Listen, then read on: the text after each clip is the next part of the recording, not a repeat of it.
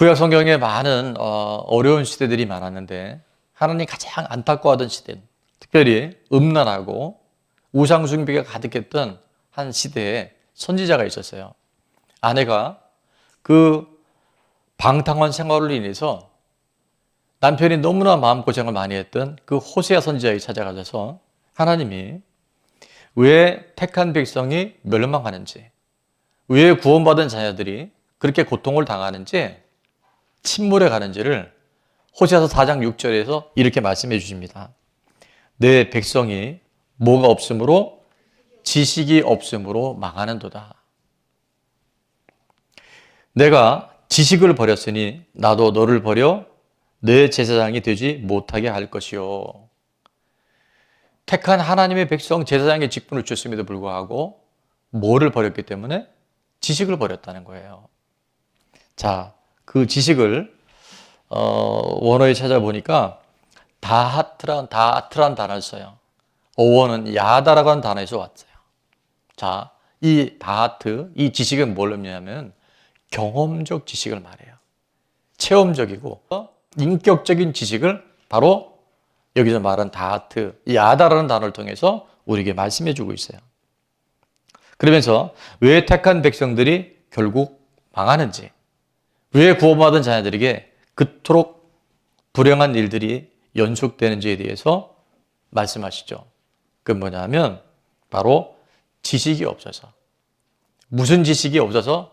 하나님을 아는 지식이 없어서 결국 그들이 멸망당한다라고 탄식하고 계세요. 그래서 저는 이 지식에 대해서 두 종류로 한번 구분을 해봤어요. 첫 번째는 어떤 지식이냐면요, 정보적인 지식이 있어요. 말 그대로 이론을 아는 거예요. 어떤 원리를 설명할 수 있는 거예요. 그게 정보적 지식이라고 한다면 또 하나의 지식은 뭐가 있냐면 바로 경험적 지식이 있어요. 이건 실제가 되는 거예요. 내가 그분을 만나보고 내가 그님을 경험하는, 체험하는 바로 경험적 지식이 있어요. 어제도 우리 학생부 일일 수련을 했는데 아이들에게 가장 인기 있는 그룹, 가수가 있어요. 뭐 전 세계적으로 지금 정말 핫하게 뜨고 있어요. 누구죠? BTS. 보세요. 지금 50대, 60대도 BTS는 다 알고 있어요. 아이들 BTS 너무 좋아해요. 그런데 우리가 BTS를 오늘 안다고 해서 그게 정말 아는 걸까요? 여러분, 아는 건 안다고 얘기하지만 그게 정말 아는 걸까요? 아니죠. 안다고 하는 건 뭐냐면 적어도 한 번이라도 BTS를 만나봤거나 악수라도 한번 해봤거나 내가 그를 만나면 안녕하세요 이렇게 인사하는 거, 서로가 상호작용이 일어나는 거, 그것이 진정한 알미라고 하는 거예요. 나는 그를 안다고 얘기하는데 그는 나를 몰라. 무슨 유행가 가사 같은데 여러분, 그건 아는 게 아니에요. 그거는 정보예요. 그건 이론인 거예요. 나도 그 사람을 안다고 얘기할 때 그 사람이 나를 보고 서로 인사하고 서로 교제할 수 있는 암, 그게 바로 성경에서 말하는 진정한 알미고 지식인 줄로 믿습니다. 우리가 하나님을 알아가는 그런 과정을 통해서 좋은 일, 잘 되는 일, 기도했더니 하나님께서 이렇게 응답해 주셨다는 사건을 통해서 우리가 하나님을 알아가는 경우가 많아요. 그런데 성경을 자세히 묵상해 보면 실제 우리 삶에 좋은 일, 형통한 일에서 하나님을 경험한 것보단 뭐를 통해서? 고난을 통해서, 우리 인생의 광야의 시간들을 통해서 하나님이 어떤 하나님인지를 우리가 경험하게 되는 줄로 믿습니다.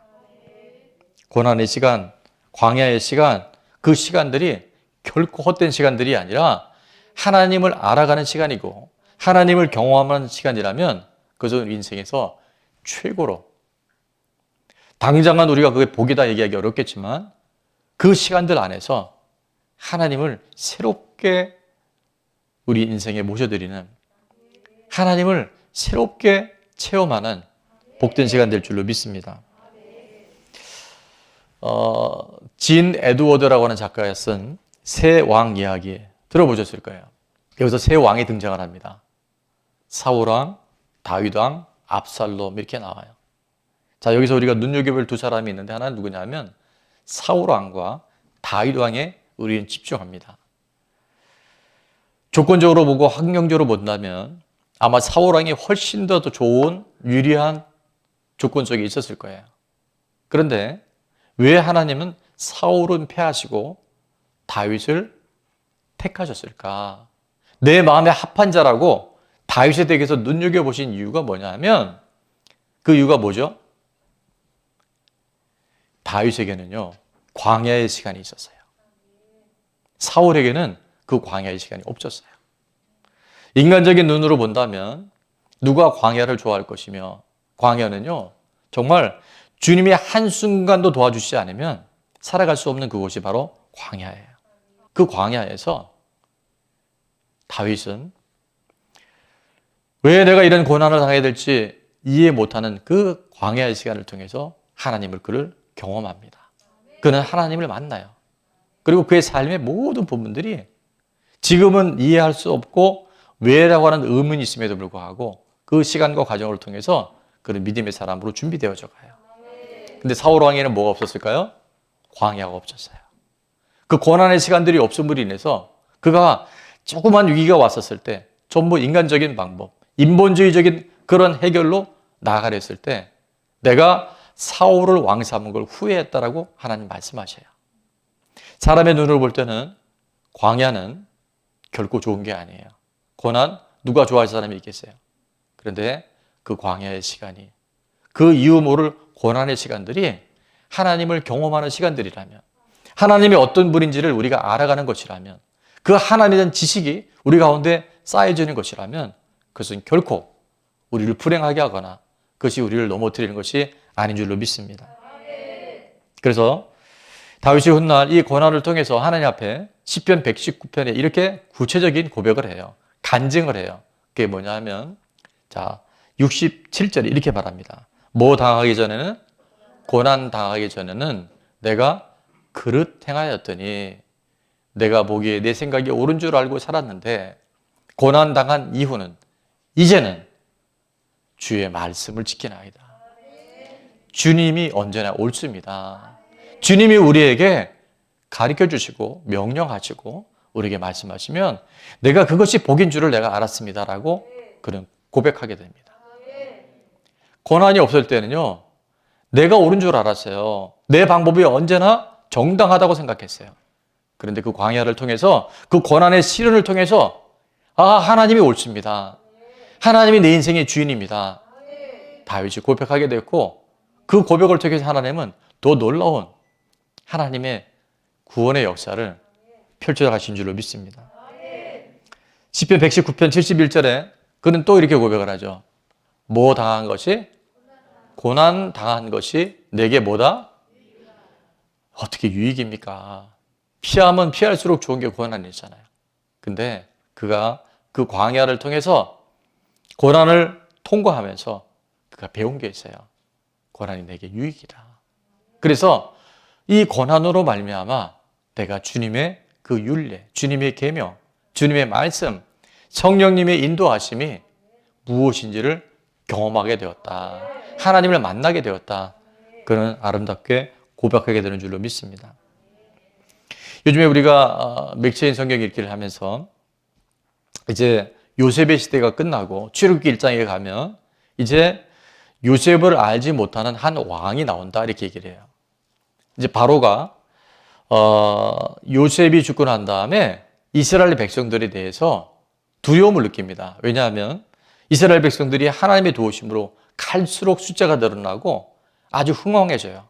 그러니까 애굽의 입장에서 요셉이 누구인지 모르는 그 왕의 입장에서는 이들이 이렇게 갑자기 흥왕하는 걸 봐서는, 숫자가 늘어나는 걸 봐서는 앞으로 전쟁이 일어나면 이들이 혹시나 우리를 배반했을 때 결국 우리의 대적이 될 것이다. 그 위협을 느끼고 어떻게 합니까? 이스라엘 백성을 아주 강하게 학대하고 끔찍한 노예 생활을 그들에게 강요를 해요. 자, 근데 이 이스라엘 백성이 겪는 이 고통이 무엇인가 누구의 잘못이라고 생각하면 원인을 찾을 길이 없어요. 근데 우리는 이 사건이 어디서부터 시작됐는지 창세기를 묵상하면서 우리는 이미 경험했어요. 창세기 15장에 보면 하나님이 일방적으로 아브라함과 언약을 맺습니다. 그래서 그 당시 고대 근동 지방의 약속은 계약서를 쓰는 게 아니라 소나 양이나 그 반을 딱 쪼개서 벌려놓은 다음에 그 사이를 두 사람이 지나가요.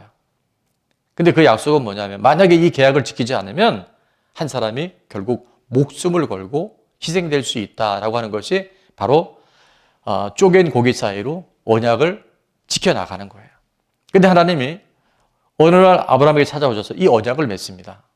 그리고 그 쪼갠 고기 사이로 타는 횃불이 지나가는데 아브라함과 같이 건너가지 않으셔요. 하나님이 일방적으로 가셔요. 그건 뭘 의미하는지 아세요? 하나님이 하시겠다는 거예요. 우리는 여전히 불완전하고 우리는 여전히 부족하지만 내가 그것을 이룰 것이다. 내가 이 일을 통해서 내가 여호와의 힘을 너희 가운데 나타낼 것이다. 하나님 그렇게 일방적인 약속을 하셔요. 근데 그 사건에 창세기 15장 12절에 이제 우리가 집중해야 될 구절이 나옵니다. 12절입니다. 해질 때 아브라함에게 깊은 잠이 임하고 큰 흑암과 두려움이 그에게 임하였더니 13절에 보니까 여호와께서 아브라함에게 이르시되 너는 반드시 알라. 자, 이 일이 지금 요셉을 알지 못하는 애굽 왕이 왜 이들을 그토록 학대하고 고통을 가했는지를 미리 말씀하고 있는 구절이에요. 내 자손이 이방에서 개게 되어 그들을 섬기겠고 그들은 몇 년 동안 400년 동안 내 자손을 괴롭히리니. 여러분 이걸 우리가 어떻게 설명할 거예요? 이스라엘 백성의 어떤 원인을 찾을 수 없는 고난이 그들에게 찾아왔는데 하나님은 이 일을 통해서 우리 인간은 이해할 수 없는 그 고난의 과정을 통해서 하나님의 살아계심, 하나님이 어떠한 분이신지를 우리들에게 가르쳐 주시고 만나 주시고 우리를 경험하게 하신 줄로 믿습니다. 누구의 잘못과 상관없이 그들은 이미 아브라함과 하나님이 일방적 언약을 맺으실 때 이 일이 있을 것에 대해서 하나님 미리 얘기해 주셨어요. 그래서 이 고난의 문제는요, 이 땅에 살아가는 우리들이 우리의 머리나 인간적인 말로 해석하거나 설명할 수 있다 없다? 없어요. 여러분 피조물이 어떻게 그 전능하신 하나님의 일하심을 우리가 해석하고 그거를 설명하고 이래서 이런 거야 라고 우리가 어떻게 이야기할 수 있겠어요? 그건 우리가 헤아려 알 수가 없어요. 저는 우리가 하나님을 알아간다는 것은요, 신비라는 생각이 들어요. 이건 신비예요. 뭘 설명할 겁니까? 하나님을 알아간다는 건요, 이건 전적인 은혜예요. 인간의 언어로 뭘 설명하고 이런 분이다 예측할 수 없어요. 그래서 고난은 축복의 전주곡이고, 잘 들으십시오. 우리 인생의 목표와 방향이 분명한 사람들은 고난이 과정은 있고 연단은 있지만 하나님이 놀라운 축복을 주실 뭐다? 전주곡이고, 축복을 받은 우리들은 아싸, 나 이런 축복 받았어가 아니라 축복은 또 뭐라고요? 또 다른 사명이에요. 그 문제와 고난의 광야의 시간이 없던 사람들, 정보적인 지식을 알고 하나님을 안다고 바리새인과 같고 석인과 같은 믿음의 사람 안에 머물러 있는 사람들에게 바로 하나님이 누군지를 아는 사명자로 하나님은 그 고난을 사용하신 줄 믿습니다. 그래서 또 하나 제가 이런 패러디를 만들어 봤는데요. 우리에게 크고 작은 문제가 있잖아요. 문제는 뭐라고요? 간증을 쓸 수 있는 이게 지금 사인이 오는구나. 간증의 전주곡이고, 간증은 이번에 이 간증이 책자로 나가게 되면 어떻게 합니까? 전도 효과가 있어요. 나 하나님은 좀 만났으면 좋겠다. 도대체 예수님이 누구인지 난 너무 궁금하다는 사람들에게 여러분의 이 문제를 통한 간증이 바로 그분들에게는 예수님을 전하는 전도주가 될 줄로 믿습니다. 하나님은 새로운 일, 새로운 시즌을 지금 준비하고 계세요. 뭐를 통해서? 광야를 통해서, 고난을 통해서, 우리 인생에 피해갈 수 있는 문제들을 통해서 하나님은 새 일을 준비하고 계신 줄로 믿습니다. 한두 달이면 끝날 줄 알았던 코로나 팬데믹이 횟수로 지금 3년째 진행되고 있어요. 어제 보니까 오미크론이 10만 명이 넘었다래요. 그러나 이미 기세가 꺾였고 기도하는 하나님의 사람들, 온 인류의 주인 되신 예수 그리스도를 말미암아 이제 팬데믹은 종식되게 될지어다. 여러분, 그러나 그 과정 안에서 우리가 너무나 잃은 게 많아요. 경제적인 부분들, 질병에 대한 두려움과 우리 삶에 지금 위축되어 있는 부분들, 개인과 가정 안에, 특별히 우리 소상공인들 안에, 사업하는 분들 안에, 직장 생활, 아이들 학교 생활, 정말 곳곳에 초토화된 것처럼 많은 고난과 어려움들이 우리 앞에 있어요. 그런데 이 시간과 과정들이 우리가 하나님이 어떤 하나님인지를 경험할 수만 있다고 한다면, 이 광야와 같은 시간들을 통해서 하나님을 체험할 수 있는 시간들이 된다고 한다면, 그것은 화가 아니라 더 큰 하나님이 주시는 은혜요, 복이 되는 줄로 믿습니다. 그래서 다윗은 시편 73편 28편에 8절에 이렇게 고백을 하죠. 우리 믿음으로 한번 선포해 볼까요? 다 같이 시작. 하나님께 가까이 함이 내게 복이라. 내가 주 여호와를 나의 피난처로 삼아 주의 모든 행적을 전파하리이다. 아멘. 이 고난의 때 정말 당장 죽을 것 같은 그 시간들 속에서 누구를 가까이 하니까? 돈 있는 사람, 힘 있는 사람, 나에게 뭔가 도움을 줄 수 있는 사람, 의학? 그게 아니라 천지 만물을 창조하시고 내 생명의 주가 되신 그 하나님 여호와를 가까이 하였더니 그게 복이라는 걸 그는 경험하게 됩니다. 그래서 하나님 가까이 하는 게 복이에요. 그래서 예배가 복이고요. 그래서 우리가 찬양이 복이고 우리가 부르짖어 기도하는 게 복이에요. 근데 사단은 잠깐 이거를 멀리하게 만들어요. 그리고 뭔가 세상적인 것들, 내 눈에 보이기 의지가 될 만한 것들을 쫓아가게 만들어서 예배 자리에서 멀어지게 하고 하나님 가까이 경험할 수 있는 시간들을 자꾸 제한하는 게 사단의 전략이었다고 한다면, 이제 오늘 우리는 새로운 시즌을 하나님께서 허락하실 텐데 더욱 하나님을 가까이 해서 더욱 하나님을 온전히 의뢰하고 의지하는 예배자가 되어져서 복의 사람들 될 수 있기를 주의 이름으로 축원합니다. 예수님 당시에 날 때부터 앞을 보지 못하는 시각장애인이 있었어요. 날 때부터. 아예 태어나고 보니까 앞을 못 보는 거예요. 그때 제자들이 그렇게 예수님께 질문합니다. 예수님, 이 사람이 지금 앞을 못 보는 것은 누구 죄 때문에 그렇습니까? 누구 죄 때문에 얘가 이렇게 저주받은 인생으로 태어났습니까? 이렇게 물어봐요. 여러분, 우리는 성경을 그냥 읽으니까 그냥 그렇지만 이 사람이 실존했던 사람이에요. 예수님이 당시에 있었던 사람이에요. 사람들조차도 저 집은 저주받은 집이야. 애가 날 때부터 앞을 못 본대. 그렇게 수긍수긍대고 제자들까지 그런 얘기를 나눌 때 예수님께서 3절에 이렇게 말씀하십니다. 예수께서 대답하실 때 이 사람이나 그 부모의 죄로 인한 것이 아니라, 우리 다 같이 읽어볼까요? 그에게서 하나님이 하시는 일을 나타내고자 하심이라. 아멘. 누구의 잘못이 아니에요. 누구의 죄 때문이 아니에요.